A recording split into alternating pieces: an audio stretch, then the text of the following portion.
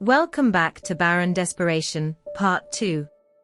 If you haven't seen Part 1 yet, be sure to check out the link in the video, or in the description below. Let's dive in.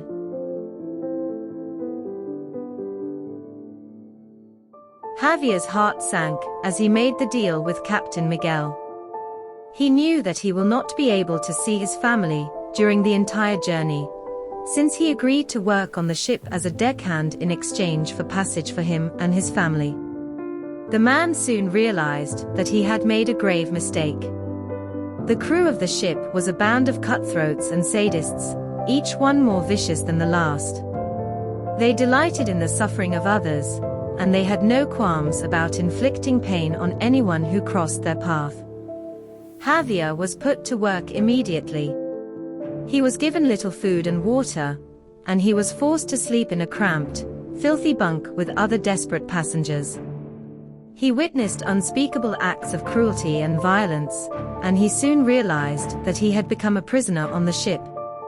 The crew took pleasure in tormenting him, beating him for the slightest infraction, and subjecting him to endless hours of hard labor.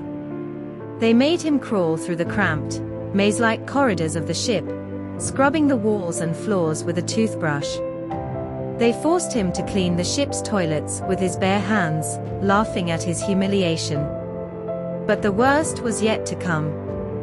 One night, Javier was summoned to the captain's quarters. He was told that he had been chosen for a special task, one that would require him to go outside the ship and perform a dangerous job. The captain grinned, revealing a mouthful of yellowish teeth, and told Javier that if he refused, he would be thrown out of the airlock.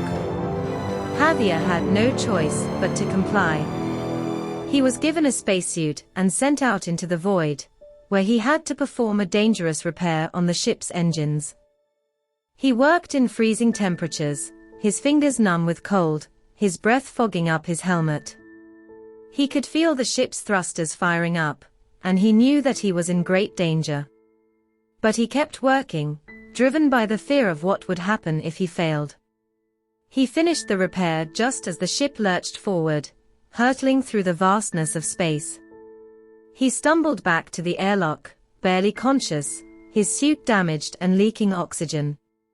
When he entered the ship, the crew laughed and jeered at him, calling him a fool and a coward. But Javier didn't care. He had survived, and that was all that mattered. Days turned into weeks, and weeks turned into months. Javier worked tirelessly, enduring beatings, hunger, and exhaustion. He saw things that no human being should ever have to see, things that would haunt him for the rest of his life. But he never gave up hope. He clung to the dream of a new life, a life free from the brutality and cruelty of the ship. And finally, after what seemed like an eternity, the ship arrived at its destination. The new world was beautiful, a verdant paradise with crystal-clear lakes and soaring mountains.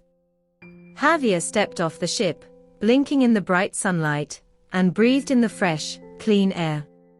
He felt tears streaming down his face, tears of joy and relief. But as he looked back at the ship, he knew that he would never forget the horrors he had endured, the brutality and suffering that had been inflicted upon him. As the survivors disembarked, Javier was struck with a heavy blow upon receiving the news from his wife. He couldn't believe that his only son didn't make it through the treacherous journey. He felt a wave of sadness wash over him as he thought about the future without his beloved boy. But he knew he had to be strong for his wife and daughters. Days turned into weeks and weeks turned into months. Javier and his family struggled to come to terms with the loss of their son and brother. But they tried to find solace in the memories they had shared together. They knew that they had to move on and continue with their lives, but they also knew that they would never forget the little boy who had captured their hearts. Eventually, Javier's family settled into their new home and began to rebuild their lives. They worked hard to create a new home and community for themselves, and over time, they started to feel a sense of peace and contentment. Although they still missed their son and brother terribly, They knew that he would always hold a special place in their hearts. And they were grateful for the time they had spent together, even if it had been brief. Thanks for checking out our channel. If you're enjoying the content, be sure to subscribe and hit the notification bell. You'll be the first to know about our new videos.